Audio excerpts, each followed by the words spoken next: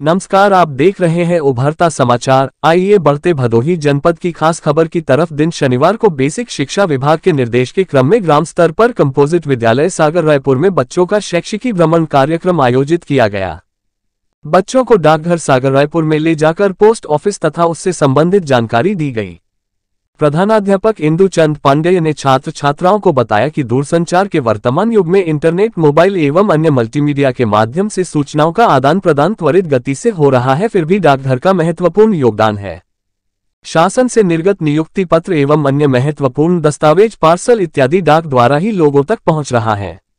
आधार card बनाना, बचत खाता, आवर्ती जमा, मनी ऑर्डर एवं अन्य बैंकिंग सुविधाएं डाकघर में उपलब्ध हैं। पोस्ट कार्ड, अंतर्देशीय पत्र, लिफाफा के माध्यम से बधाई संदेश व जन्मदिन की शुभकामनाएं अपने परिवार तथा रिश्तेदारों को भेजते हैं।